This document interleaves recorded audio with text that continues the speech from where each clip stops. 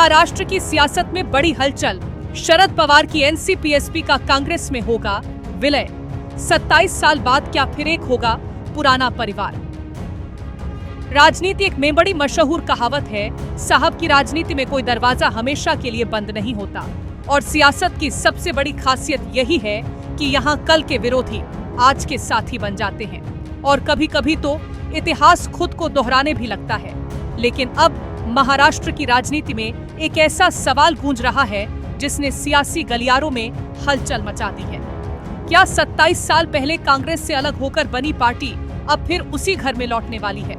क्या महाराष्ट्र की राजनीति में एक बड़ा राजनीतिक पुनर्मिलन होने जा रहा है? क्या वाकई शरद पवार की पार्टी का हाथ एक बार फिर इंडियन नेशनल कांग्रेस के हाथ से मिलने वाला है? इन सवालों ने सियासत के मैदान में नई बहस छेड़ दी है और इसके पीछे की वजह क्या है, बताएंगे इस रिपोर्ट में। इस पूरे कहानी के पीछे की वजह है एक बयान। दरअसल महाराष्ट्र कांग्रेस के वरिष्ठ नेता विजय वडेट्टीवार ने एक ऐसा बयान दिया है जिसने इन अटकलों को और हवा दे दी है। विजय वडेट्टीवार ने दावा किया है कि कांग्रेस और नेशनलिस्ट कांग्रेस पार्टी शरद चंद्र पवार के बीच विलय को लेकर हाईकमान स्तर पर बातचीत चल रही है। बीजेपी और नरेंद्र मोदी किस तरह से पार्टियां तोड़ते हैं ये तो आपने सबने देखा ही है। उनके राष्ट्रीय अध्यक्ष भूतपूर्व नड्डा ने ये कह दिया था कि हम सब स्टेट पार्टियां खत्म कर देंगे, तो वो उसका काम उनका शुरू हो गया है। तो जनभावना को नज़रअंदाज कर जिस तरह से बीजेपी और नरेंद्र मोदी की सरकारें डर बताकर स्टेट पार्टियां कैसे तोड़ रहे वो आपने सबने देखा है।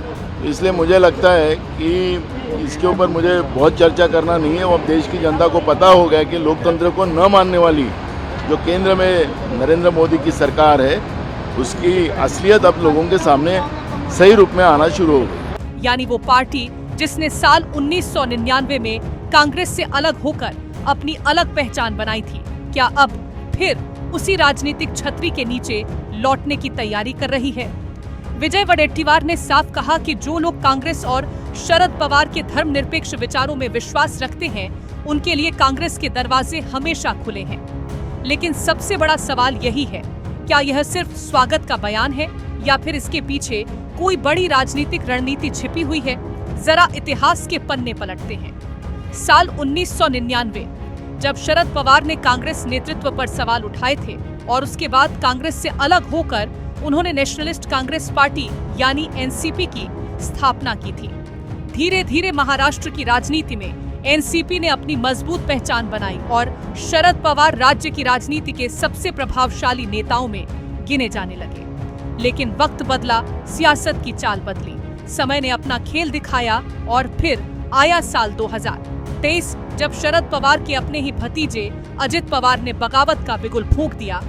अजित पवार अपने समर्थक विधायकों के साथ अलग हो गए और इसके बाद एनसीपी दो हिस्सों में बंट गई। एक तरफ अजित पवार का गुट था तो दूसरी तरफ शरद पवार के नेतृत्व वाली एनसीपी।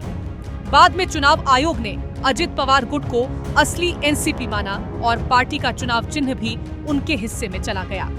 इसके बाद शरद पवार के नेतृत्व में नई पार्टी बनी एनसीपी शरद चंद्र पवार। लेकिन अब सवाल उठ रहा है, क्या लगातार कमजोर होती राजनीतिक ताकत और बदलते सियासी समीकरणों ने शरद पवार को एक बार फिर कांग्रेस के करीब ला दिया है? दिलचस्प बात यह भी है कि इससे पहले एनसीपी के दोनों गुटों के फिर से एक होने की चर्चाएं भी तेज हुई थी। कहा जा रहा था कि अजित पवार और शरद पवार के बीच दूरियां कम हो सकती हैं और पार्टी एक बार फिर एकजुट हो सकती है।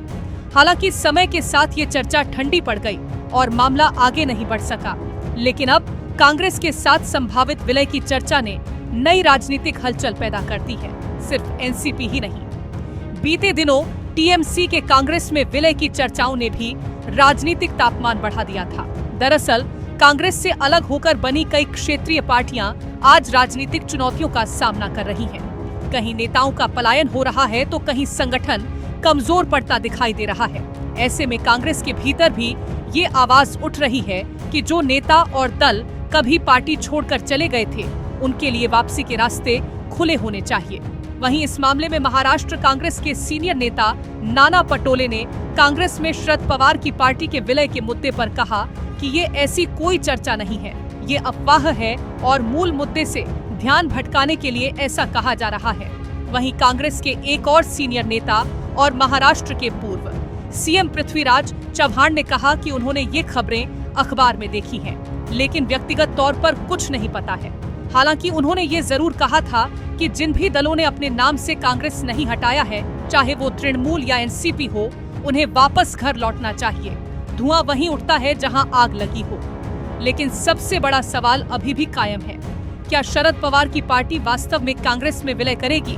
क्या यह विपक्षी एकजुटता की नई रणनीति है या फिर महाराष्ट्र की राजनीति में आने वाले बड़े बदलाव की सिर्फ शुरुआत भर है? फिलहाल इन सवालों के जवाब भविष्य के गर्भ में हैं। लेकिन इतना तय है कि महाराष्ट्र की राजनीति में जो हलचल आज दिखाई दे रही है, वह आने वाले दिनों में देश की राजनीति का रुख भी तय कर सकती है, क्योंकि राजनीति में समीकरण बदलते देर नहीं लगती और सियासत की बिसात पर कब कौन सी चाल इतिहास बना दे, ये कोई नहीं जानता। इस पूरे मुद्दे को लेकर आप क्या सोचते हैं? अपनी राय हमें कमेंट सेक्शन में जरूर बताएं। साथ ही और भी अपडेट्स के लिए जुड़े रहें।